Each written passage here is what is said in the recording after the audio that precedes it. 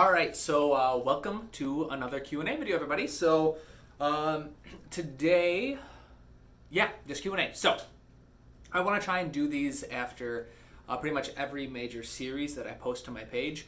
That way we have a chance to go over any questions you might have. So if anything came up in the series that you weren't quite, I wasn't clear about or anything like that, I can have a chance to try and clarify it.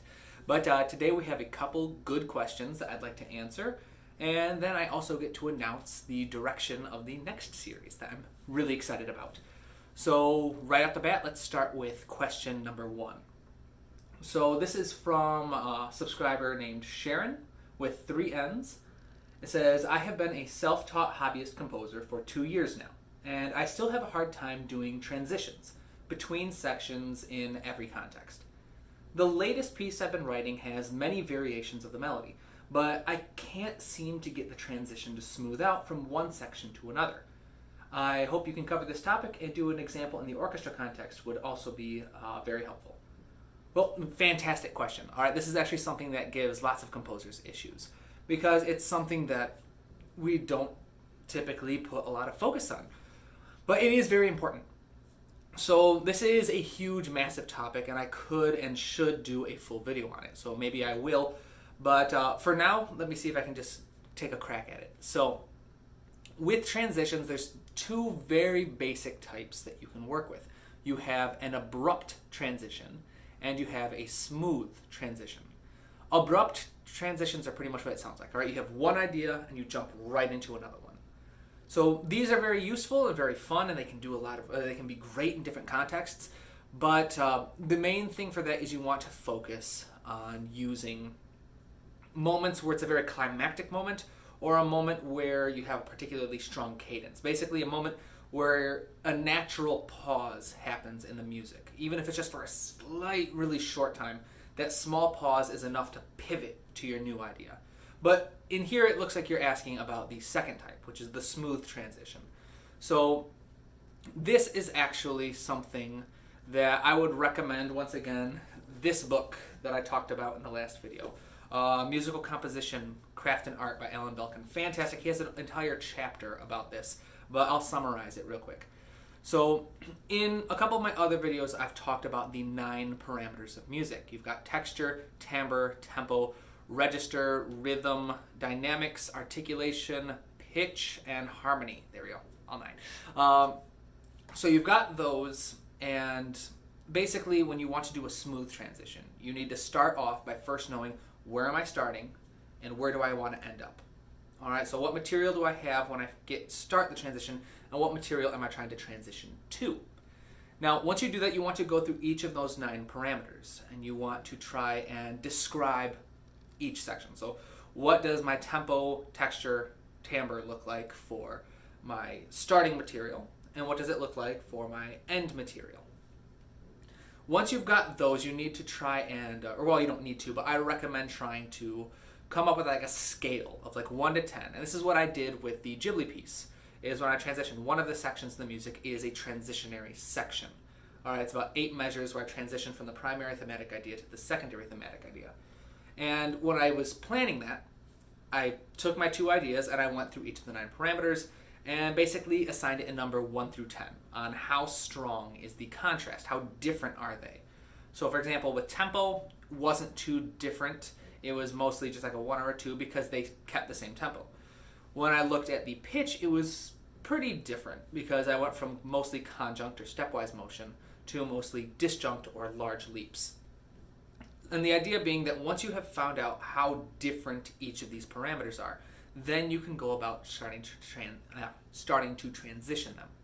So what I recommend, and what Alan Belkin recommends in his book, is to focus on just one technique at a time, one parameter at a time. Whether that's 1 parameter per measure, 1 parameter per beat, whatever you're doing, only shift 1 at a time and shift it by a small increment. If you have say just mostly conjunct movement by steps, and then in the next theme you're moving by perfect fourths and perfect fifths. Don't just jump that huge gap right away. Maybe in 1 beat or 1 measure, start moving by thirds and fourths, and then move up to fifth. So make it a little more gradual. Does that make sense? So yeah, the idea being quantify, figure out how big of a difference you have to go through each of those 9 parameters. And then focus on just shifting them one at a time by a small manageable increment. All right, like I said, that could be by measure, that could be by beat, whatever, however quick or short you want. But the more time you give yourself, the smoother the transitions can be. Because that's the thing, is the abrupt transitions can happen very quickly. Smoother transitions, especially with how big, depending on how big the contrast is. If the two themes are very different from each other, then you really want to give yourself plenty of time to really get that nice smooth transition going. So don't rush the transition. I hope that answers your question. I hope I wasn't just rambling and ranting and going on a tangent. But great question, so thank you. All right, so next we have a couple of questions from Josh Sanchez. It says, hello, I have a question. What kind of music theory videos will you make like this? Other anime, video games, film scores, etc.? 2, who are the composers who you want to be like? And 3, what are small or big ways to make the process of composing more fun? All right, so these are some good questions. Thank you, Josh. First of all, so what kind of music theories do I want to make like this? I'm assuming you're talking about the Ghibli series. I've got a whole lot that I want to do. So basically what pushed me to do the Ghibli series in the first place is that I love Joe Hisaishi's music. I credit him with the reason why I got into composing in the first place. And so I really wanted to study his style. I want to do, right off the bat, the biggest one that I want to do is a series for Hiroyuki Sawano, who is the composer behind Attack on Titan. Oh man, I just recently went through I've been watching Attack on Titan since it came out, but I just went through another phase where I was listening to nothing but the soundtrack for weeks, and oh, it's incredible. Yeah, so I'm really geeking out. The tricky part about that is trying to find the sheet music. I have a cousin in Japan, and he's been helping me look around and find it. So I found some sheet music. I got to get my hands on it first, but I'd like to get a hold of it. It seems like it'd be similar to the Joe Hisaishi series, where it's just piano books, all right? When I have to use piano reductions of the larger scores and study those, which are definitely useful, and then listen to the scores for anything else. One thing I'd like to do before that, though, is Hiroyuki's music is very hybrid, all right? So it combines both traditional orchestra with lots of synthesizers and guitars and drum sets and stuff. I want to strengthen my background in synthesizers. I don't do a lot of work with synthesizers, so I'd like to get a stronger bass before I try tackling that music, so that I don't miss anything. So I don't. So I that's definitely on my bucket list. I've got a whole list of other composers that I would love to do. John Powell is a huge one. Of course, Hans Zimmer, John Williams. So this is definitely something that I want to do. But again, this process takes a really long time, so we'll see. We'll see when I'm able to do it. But your next question was, what composers do you want to be like? Or who are the composers that you want to be like? That's another really good question. So there's a whole lot of different ways I could answer this. Honestly, in terms of style, I want to be like myself. I want to take the different things that I learned from different composers and create my own style and just be unique and write the music I enjoy. But in terms of who I want to be like, I'd have to say Tom Holkenborg or Junkie XL. One of my favorite composers. And one of the main reasons I want to be like him is I want to be a composer who doesn't just film score, but teaches, and who makes a huge priority of helping other people find this incredible path, this incredible career that I'm trying to build for myself. And he's got an entire YouTube channel where he talks about this, and he's got an internship that he set up with ASCAP that I eventually want to try and get a spot on that. But he's I have tremendous respect for him in that he's not just a composer, but he teaches and he tries to help bring other people into music as well. Another composer just like that is Hans Zimmer. I have tremendous respect for both of them, and so that's the kind of composer that I want to be. I want to be someone who writes my music, who has my career, but makes sure that I'm still helping others to fall in love and with music and create just this path for themselves. So yes, so big one, Tom Holkenborg. I want to be a teacher, not just a composer. All right, so, and what are small or big ways to make the process of composing more fun? This is just kind of a personal thing. From person to person, some people love it. Some people Had different things. I've known friends who would just stay in a room and they could just compose all day. And that's great. For me personally, I like to start with paper and pencil. So I've got a notebook, a little moleskin notebook that my sister got me for Christmas. I love it. And I'll start my process there. I'll ask the questions, what's the story about, I'll summarize. We're actually going to see a lot of this process in my next series. But I have a whole lot of questions that I like to ask. I like to dissect the music so that I know exactly what story I want to tell and how I want to tell it. I'll start the entire process that way, and then I'll start sketching out on paper as well. I have a piano that I'll play stuff out, I'll write things out. It just works well for me. And one of the biggest reasons why I enjoy that is because it lets me get out of the office. I can go to a coffee house, I can go on a bike ride and have like a nice view at a park or somewhere and be able to work on my music without a computer in front of me. And that's just something that I really enjoy. I recommend trying that out, but really it's just about finding different things that you enjoy and things that you don't enjoy. So if you're writing music and you just sit there going, I can't stay indoors all day, find something, all right? So sorry I couldn't be more specific on that, but yeah, thank you very much. So next up we have a question from Archit Sinha saying, I write music on DAWs as well, and I try to play the piano.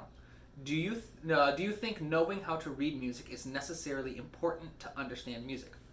All right, so Archit, I know I answered this question for you already, but I thought it was very important for everyone else to hear, is that yes and no.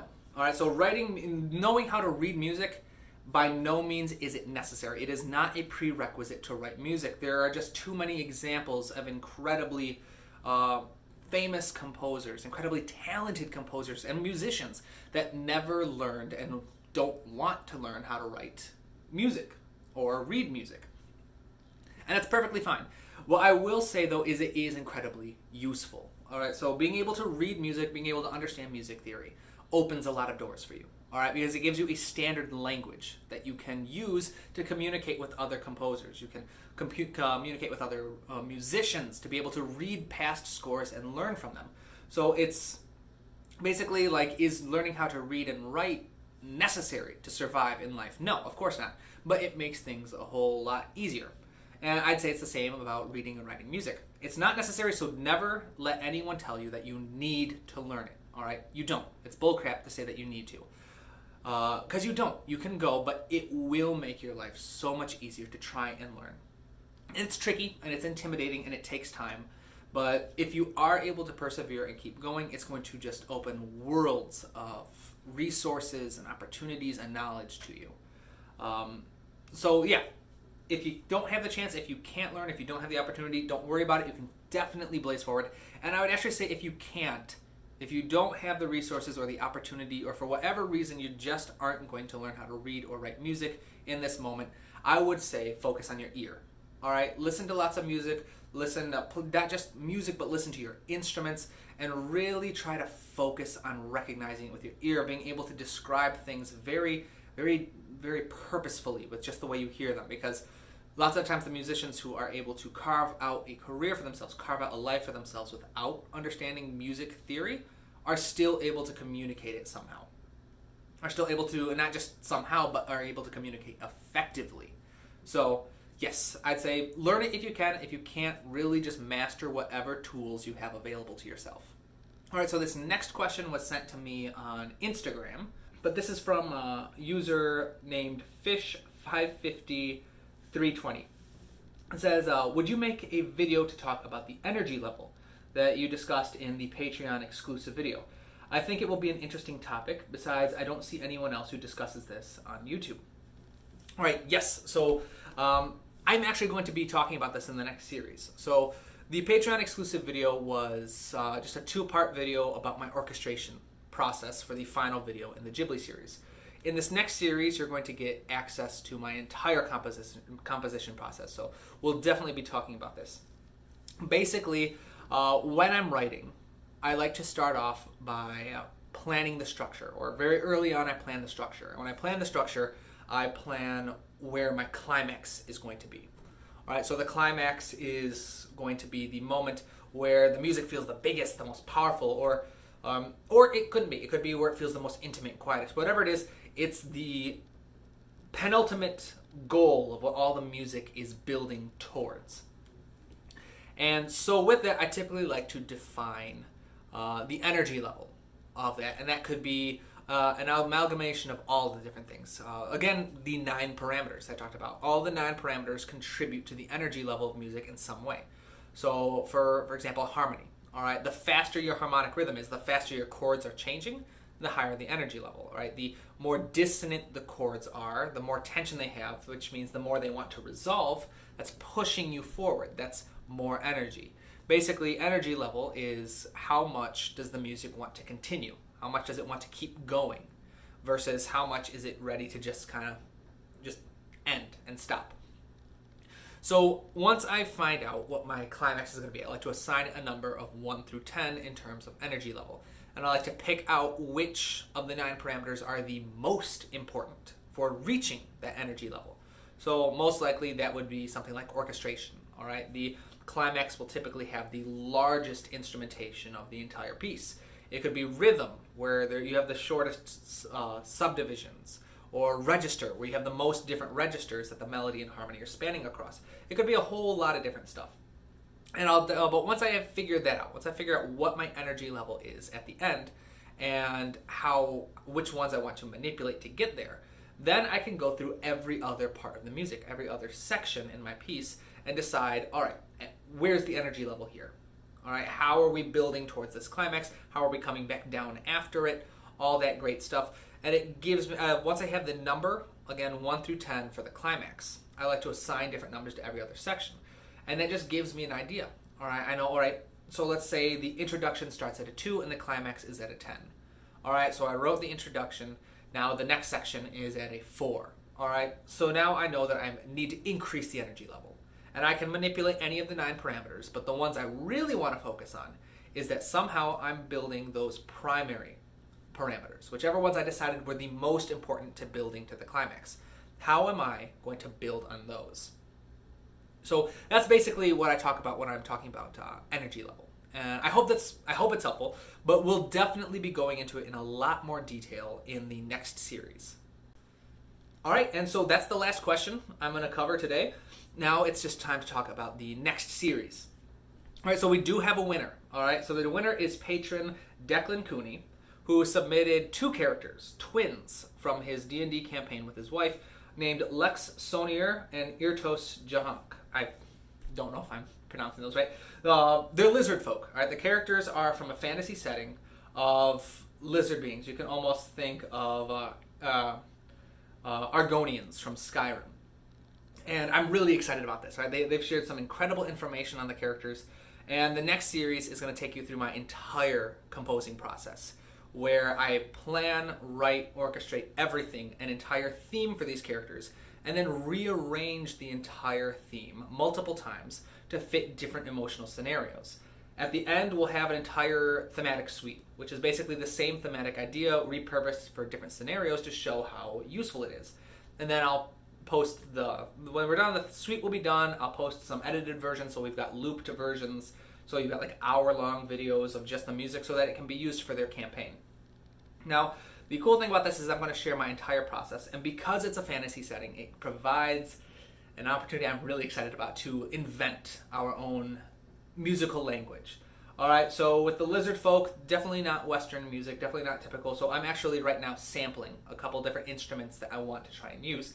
Now I've got a lap dulcimer that I want to try out, that I'm going to mess around with a bit. I've been sampling my own silverware, my butter knives. I've been clinging them together to make percussive instruments. So I'm creating a sound palette, and we'll discuss that more in the first video, which I'll be announcing soon. I think I want to get started on Monday, so this upcoming Monday after the weekend.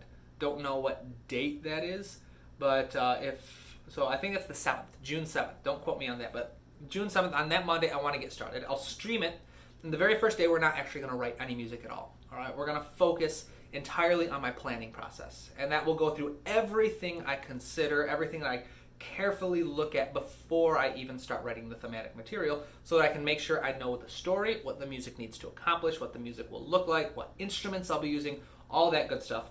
But yeah, I'm really excited because this entire series is, I don't think there's anything like it on YouTube at the moment. It's something that I really wanted to see when I first started teaching myself. We're going to go through every single step of the way. And I'll try and stream as much of it as I can possibly stream so that you can all participate and ask questions as it's going. But yeah, so I'm excited for that. If you have any questions, please pop them in the comments. Thank you to all of my patrons who are incredible. A special congrats goes out to Declan and his wife who have won this with an incredible characters that I can't wait to write for. And yeah, so thank you very much. And until next time, keep working hard, keep studying, and keep writing new music.